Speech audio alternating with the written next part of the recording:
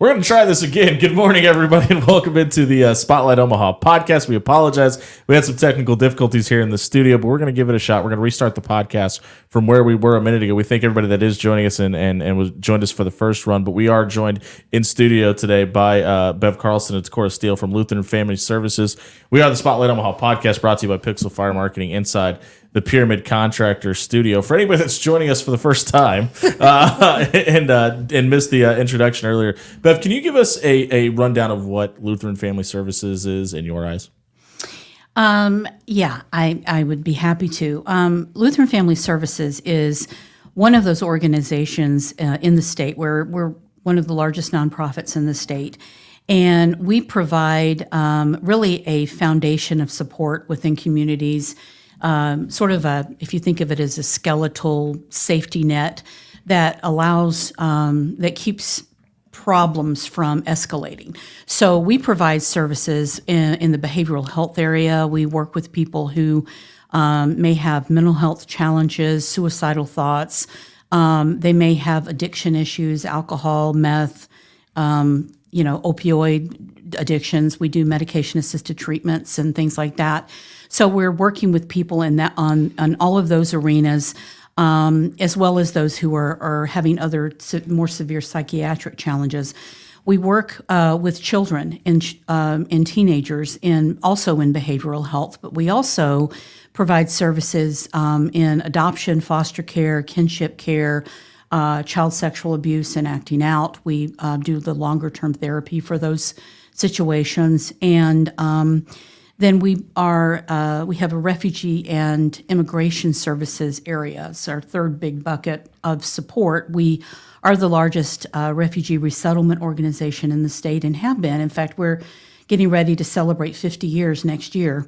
Wow. We started during the Vietnam crisis and during that war, and we've been doing it ever since. So we provide all of the ancillary support around that to help people become self-sufficient as quickly as possible. And then we also, provide immigration legal support as well. So it just helps. We're sort of one of those agencies that gets work done, and people they know the work's getting done. They're just not really sure who's doing it. Sure. Well, it is us in a lot of cases, us and other similar nonprofits across the state. Toccara, same question for you. What does Lutheran Family Services do in your mind? Sure. Coming aside what Bev shared, it's really a safe place for our clients to be able to get what they need. I look at it as a place within the community where we help them to bridge different gaps that may be laying in their lives, maybe seen and unseen.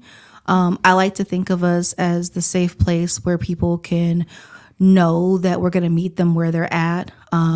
Immediately, what I think about when you go to Planet Fitness, you see the no judgment zone. That's us. Sure. Really being able to figure out how we can help, how we can serve our clients, whether that's referring them to a food pantry or with the Fatherhood Initiative, which we'll talk more about, which is helping them to reconnect not only in their communities, but just with their families. So Sure.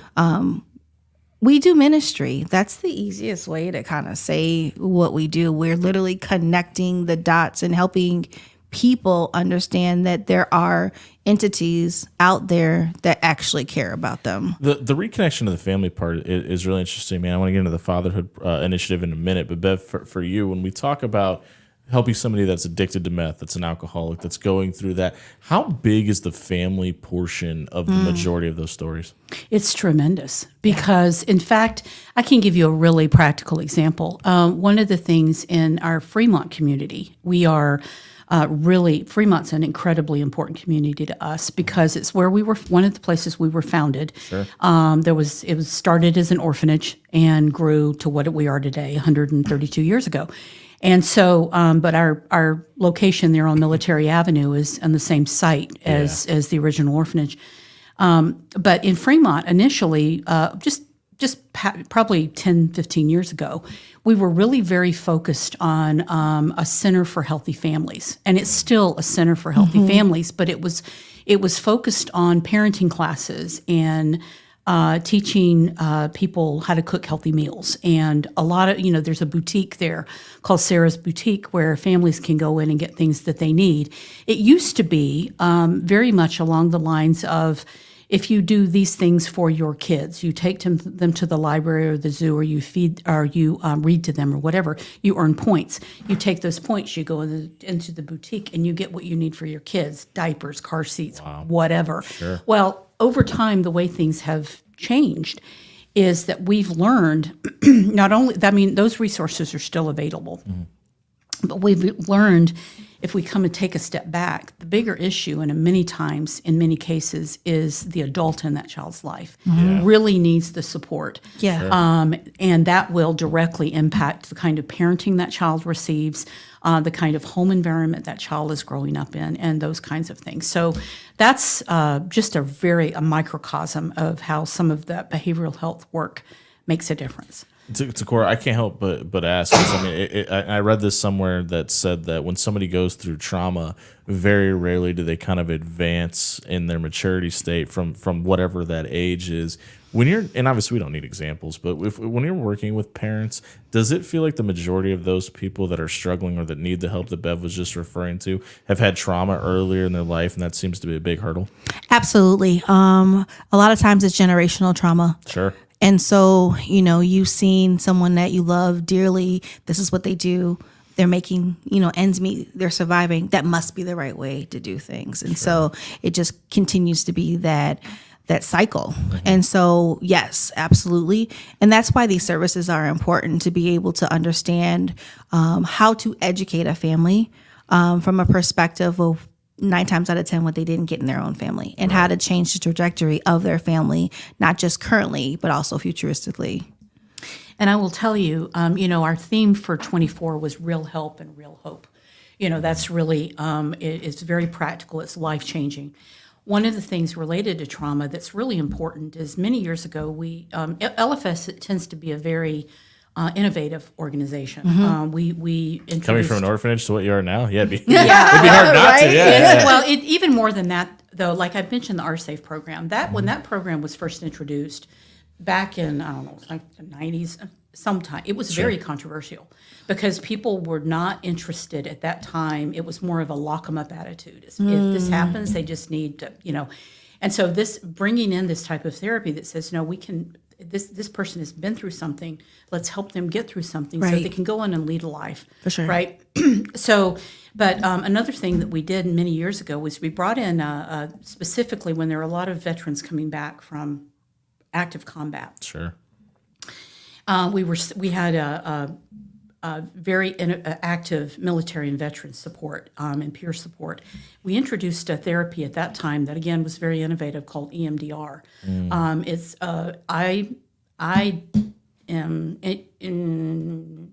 help me, EMDR, eye desensitization. Anyway, Eye movement desensitization and reprocessing. Thank you. I really do know it. It It's was all right. out of my head. But anyway, if you weren't on camera, you just said it 16 times. Right. You know how that goes. but let me. What's one reason that is so important is what EMDR is it's a type of therapy that when you have someone who's really struggling, they've been through something really awful. They've seen something in combat they should not see. They've been through a rape. They've been through something horrid. Yeah.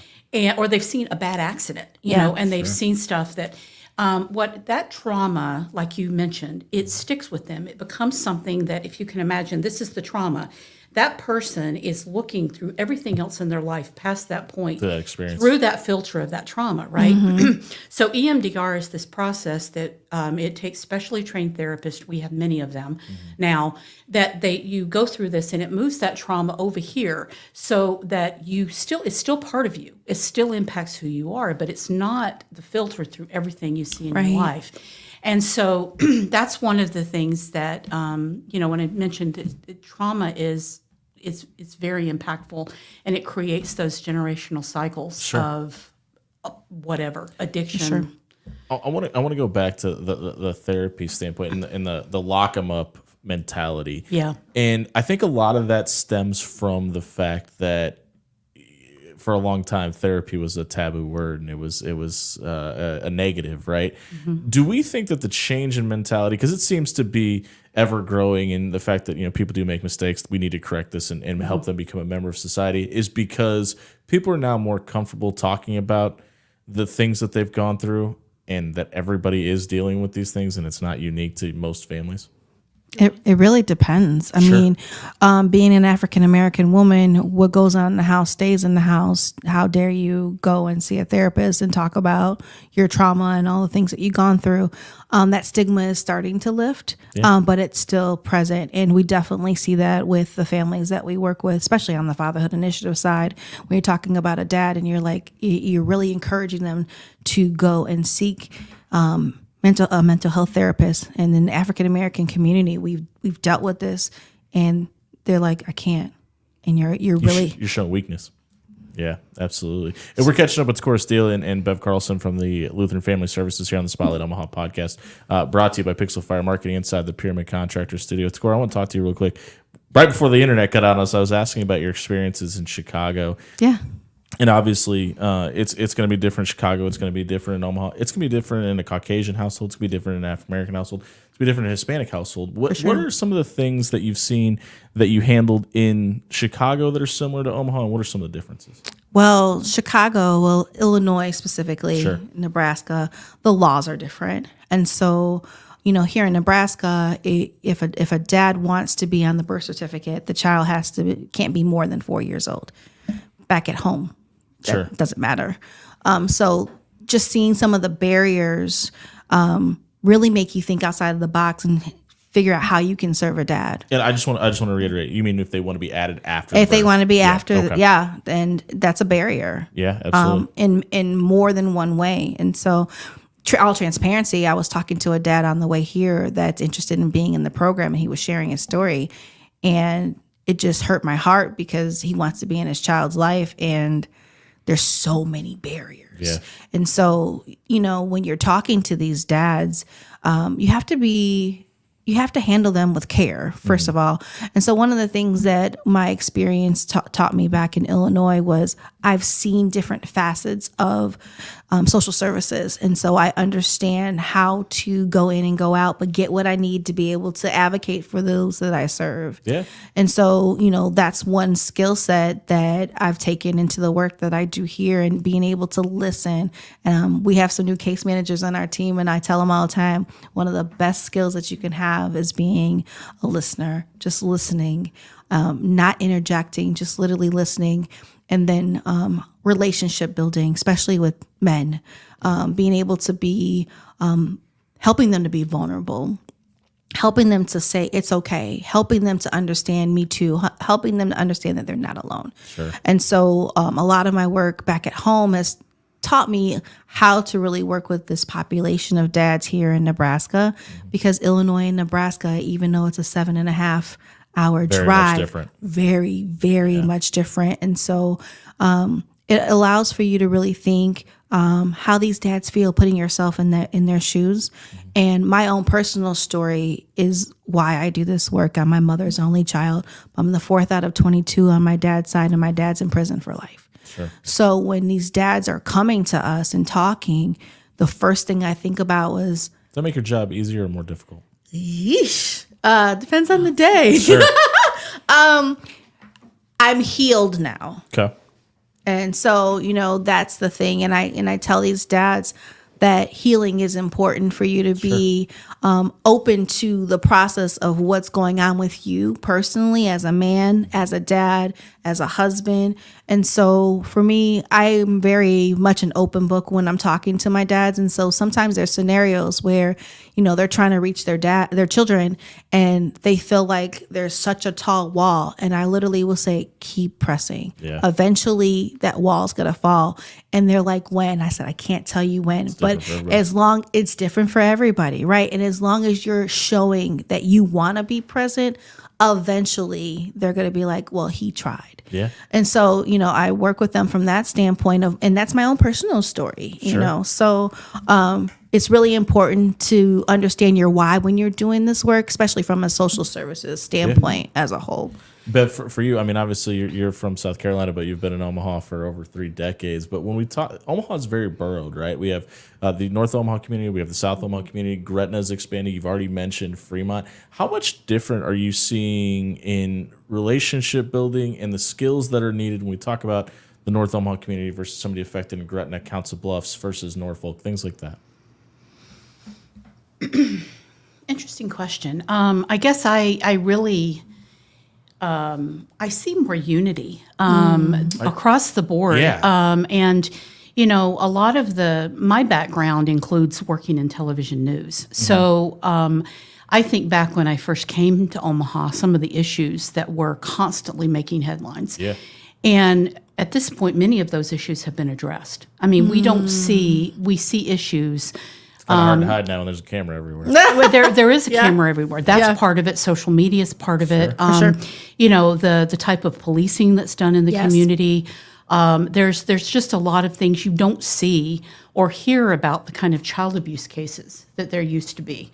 I actually tried one time to draw parallels between the parenting programs that we do and some of the other work and the reduction in child abuse cases, but I never could. The correct kind of data was not being collected to make that happen. Sure. It's just an anecdotal thing for me. I've just you just don't hear about the parent that threw their kid against the wall too much anymore. And to be very blunt, I just think about writing those stories and they were so horrible.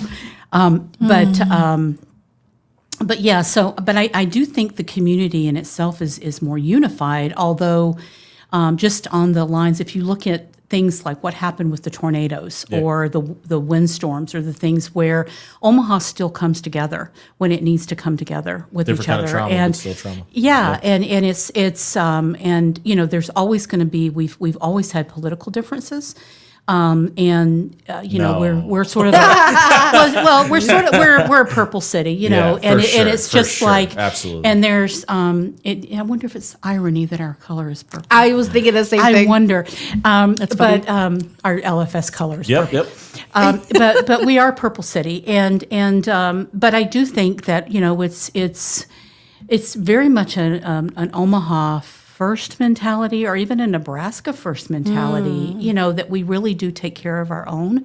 And that's I know that's our mindset at LFS, is that we want to be there, come alongside folks who are struggling and do what we can to make things better for them. I've had this conversation with several people, but and I don't know how to make this like a reference point to what Lutheran Family Services do or the conversation we're having, but it feels like in Omaha specifically, there's this you have to earn my trust mentality. And I think that's the same if you're a used car salesman, if you're running for Senate, or if you're trying to help benefit their children or teach them how to be a parent. Toccara, we'll start with you. When we talk about that type of mentality, you both nodded your head, so I'm assuming we're all in agreement here. We are. How do you've talked about breaking down walls a minute ago. How do you break down that wall with somebody that's telling you they need help, but they need you to prove that you can do it first? It's interesting because being here the short amount of time that I have, even me getting acclimated to the community has been a struggle because I'm from Chicago. I don't see the way, you know, Omaha see things, and that's not true. I think that I see it from a different perspective because I am fresh blood to the ground. And so one of the things that I'm really good at, and it's really important to know your strengths, is relationship building, having those open, candid conversations, but also letting someone know that you're trustworthy. I'm an open book, and I tell anybody that. So I share my personal stories to let somebody know that you can take your mask off and say, me too. You don't have to feel like you have to hide and feel that you are alone. And so I think that's one of the really great ways of how I gain trust, is just being transparent. Not being relatable. Yeah, absolutely. I'm nowhere near perfect, not striving to be perfect. Sure. And we all have a story. We don't, 9 times out of 10, don't look like what we've been through. And that's why our voices are so important, to be able to help someone say, hey, this is what I've gone through. I definitely want to hear what you have. Bev, kind of same question for you. When we talk, especially if somebody is maybe even new to the Omaha area, specifically when we're talking about refugees and people maybe that have been displaced. And I still have a really good friend that had to move up from Omaha because his family was a victim of Hurricane Katrina. They moved up here, and Omaha's been home ever since. How do you explain to somebody that maybe isn't from here, that's coming here to the first time, that there are people in places in a situation that can help them, benefit them down the road? Well, I think the starting point is just awareness. I mean, we, just as a country, I'll talk in general, I think I know that, who was the philosopher? I can't remember his name, but years ago there was a philosopher that came from Europe, and he saw that the way that Americans look out for one another. And he was astounded at the Red Crosses and the Salvation Armies and the Lutheran Family Services and the way that Americans do care for one another. And I think in Nebraska and Omaha and even across the state into Council Bluffs and Iowa, we embody that still, that if you need help, there is going to be someone there that can help you. And it really is going to be a matter of asking questions and finding out who can do it. We tend to be, we being Lutheran Family Services, we tend to be sort of a central location. We have offices, physical offices in Omaha, several places in Omaha, Council Bluffs, Lincoln, Fremont, Grand Island, Kearney, Lexington, and North Platte.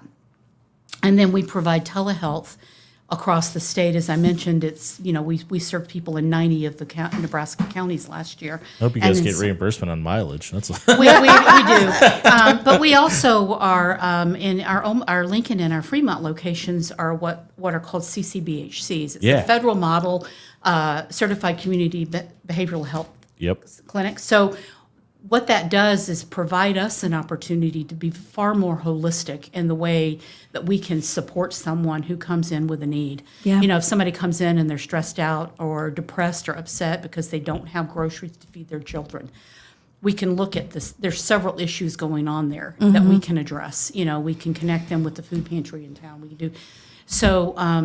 So I think that really it starts with this kind of awareness, like sharing this information with people, reminding people. But ultimately, it's the nature of the Midwesterner to help their neighbors. Yeah. And that's kind of where our organization started because there were pastors that saw that children were being brought across the country on the orphan trains. Right? Back in the day, they were getting them out of New York.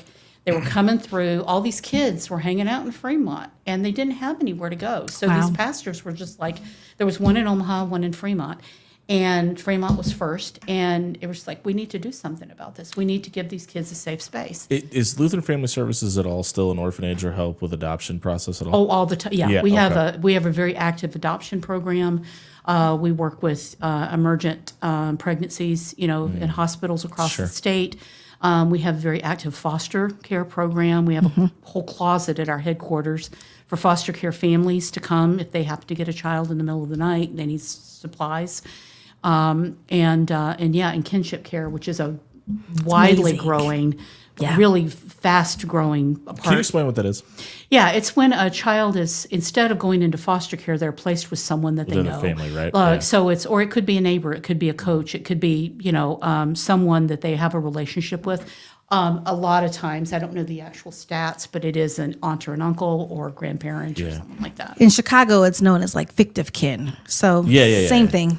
Yeah. Sure. But it allows those folks to get the same access to support that other foster care parents would get. That's kind of the difference. In a more familiar environment. For sure. Exactly, yeah. And we're catching up with Bev Carlson and Toccara Steele here on the Spotlight Omaha podcast inside the Spotlight Omaha podcast brought to you by Pixel Fire Marketing inside of the Pyramid Contractor Studio. They're with Lutheran Family Services. We've mentioned this a few times, and I told you guys we were going to get to it. I want to talk about it. It is the fatherhood initiative at Lutheran Family Services. And as somebody that grew up in South Omaha that had a benefit from some of those food pantries. My family was often on food stamps, and I lost my mother at a very young age. My dad was always in my life, but that's not often the case. And when you're having a conversation with a father who maybe was absentee, wasn't around for a part of his child's life for whatever reasons, maybe issues with mother, issues with his financial situation, drug use, whatever it is. What are the common misconceptions about getting back into a child's life that you kind of run into that fathers have questions of? Does my child even know who I am? Do they, do they want me present in their life? Those are the top two, I would say.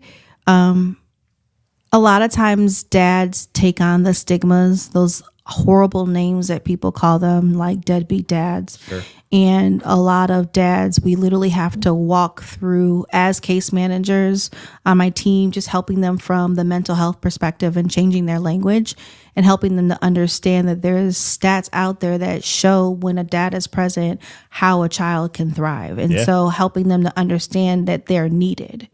And so helping them to break down the words that have been told to them, maybe from their child's mom or other people on You're how called a duck your whole life. It's kind of hard to believe you're not a duck. It's kind of hard to believe that you're not that. And so we're really big on language as a team and helping to affirm the dads and helping them to understand that not only do your children need you, but also your community. Absolutely.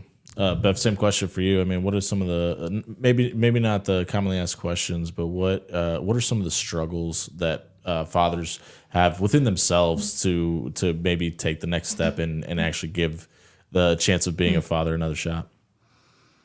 That's such a good question, Jimmy. Thank you. I think It is. It really is.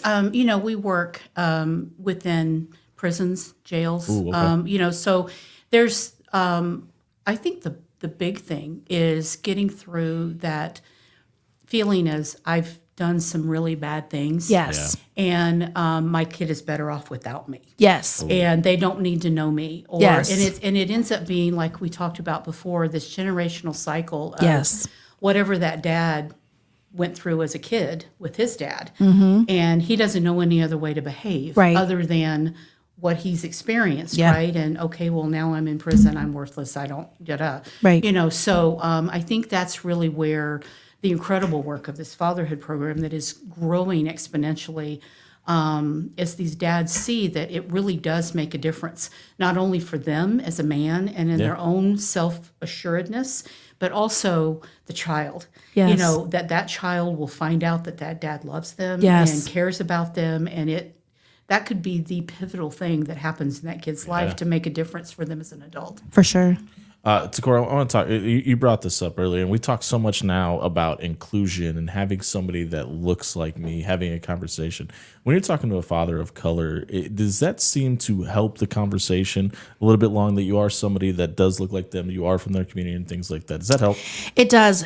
We've experienced that some dads have shut down because they don't know how to have conversations with people who don't look like them. Yeah. And so we've had tremendous growth within our program to be able to have someone that looks like them, meet with them and help them to break down those barriers because they can relate to the barriers. Sure. And so there's still work to be done in our community as African Americans to really understand that some of the mentalities that have been placed on us prior to slavery don't have to continue to exist. And so I love the fact that you're asking that question because it is something that we've noticed. And so there's a lot of education that goes on with just helping case managers know, because when we work with our dads, sometimes we try not to take the work home, but this person's on your mind, and I don't know how you do it, by the way, because it's by the grace of God. Yeah. Seriously. Honestly, like I earlier in my life, I thought about doing similar things for work, and I know I couldn't. Yes, you could. And it was, you're needed though. I mean, even just the volunteer. Yeah. But anyways, we can have a conversation about that. Yeah. But it's really important for them to understand from the case manager's perspective that it's not personal. Yeah. So when this dad isn't engaging with them, it's not because you're not doing your job. There's tall walls that are up and barriers that need to be broken down, and sometimes they need someone that can relate to them to help break them down, and then we can include you after they feel like they can have those healthy conversations. Yeah, Bev, when we talk about the biggest hurdles facing an organization like Lutheran Family Services, what are some of the things that kind of stand in the way for what you guys are trying to accomplish in the community? We are a nonprofit, and we're a healthy nonprofit. We have a tremendous amount of resources, but I think, I'd say resources, but really we have a very active team that they are tremendous at applying for grants and things like that. We do have fee for service. We do have other things, but we also have a very active development team. So money is always an issue, and if folks want to support the work, we would welcome that. Yes. I think the other thing that's a challenge for us right now is, as it is for everybody in the country, is having enough therapists. Yeah. We really, and we do a lot of specialized work, so there are some specialized therapists that we need. But we really want to be the first organization of choice for those folks when they come out of school or when they're looking to change positions somewhere, or looking at who they want to serve as a therapist. We would love to have them look at us. If somebody would like to donate to Lutheran Family Services and your guys' causes, where can they do that? Our website is www.onelfs.org. And it's scrolling across the bottom of your screen right now. Yep, O&E. And I thought about it the other day. Yeah. It's O&E is one, like we're unified, we're one LFS. Yes. But it's also kind of our headquarters is Nebraska. Omaha, Nebraska. So it's onelfs.org. And and my contact information is on there as well. If anybody wants to reach out to me. Toccara, same question for you, but about the Fatherhood Initiative. If there's a father out there that wants to get involved in their child's life, what is the best way to get involved in the program? Absolutely. Volunteer. We're starting to open up the pool of Appreciate volunteers. the judgmental look at me when you said that. That's all right. Stop it. That was personal. No, definitely volunteering. One of the things that we recently did in June, we had our first fatherhood retreat, and it was amazing. Because of Father's Day? Actually, great question. June back, 2 years ago now, was basically it's our month. Okay. No, it's the Fatherhood Initiative Day that was instituted by the governor June 5th, 2 years ago. And so we wanted to memorialize that and to really host different events throughout the month of June, with one being the retreat. And so it was really successful just to have these dads in one place with their kids. We had a 360. Play 360. The 360 camera where you can. Oh, you stay on the platform. Yeah, you know, that's new in our day and age. Yeah. You know, I'm used to a Polaroid. That was enough back in the day. So really just being able to donate to the cause, same way, onelfs.org. If you want your monies to specifically go to the fatherhood program, let us know. I think that's the best way to say that. We're way over on time for a lot of reasons, technical difficulties being one of them. But this is a conversation I could continue to have. But unfortunately, we try to keep it as close to a half hour as possible. Is there anything about Lutheran Family Services that we haven't talked about that maybe the Omaha community should know? I think the really big thing is if you need us, call us. Because we really, they can call me personally, directly, and I will get them to the right person. But they can also just send a note to CET, which is our client engagement team, CET@onelfs.org. If they have a specific question, they want to get with somebody. We do have open access at many of our offices, which means you can walk in right away and see somebody. So, when you start hearing things about it takes 6 weeks to see a therapist, that's not necessarily the case. Right. And so we would really like people that need us to come find us, and we'll help them. Same. We can. Yes. Fatherhood Initiative, you can find us at onelfs.com. And if you .org. .org, sorry. Yes. No, you're good. onelfs.org. Thank you for repeating that. I'm here for I you. love that. And one of the things that's really important, if you know a dad that's looking to reunify with his child, if they're looking for parenting classes, we have educational services where we can help a dad get in a career of his choice. Sure. We can help him get back into school. We're really here for the dads. I have a contact I'd like to give you when we wrap up here that I think may Absolutely. be beneficial for that last part you said there. Again, you can get a hold of Lutheran Family Services of Nebraska at 402-595-1338 as well. And again, the Fatherhood Initiative has been scrolling across the bottom of the screen, but the beginning prefix of the website, onelfs.org is the original website for Lutheran Family Services as well. Guys, thank you. This has been great. And I Thank really you for appreciate your having time. us. Thanks for putting up with our technical difficulties. No, we're here for it. To all 600 people that stuck around, we appreciate you as well. Thank again, if you. you could help and want to benefit, at Lutheran Family Services, please check out the website or give them a call today. That phone number again, 402-595-1338, or head over to 1lfs.org. We'll be back tomorrow at 11 a.m. here on the Spotlight Omaha podcast, brought to you by Pixel Fire Marketing inside the Pyramid Contractor Studio, hopefully having less technical issues in the morning. We'll see you then. See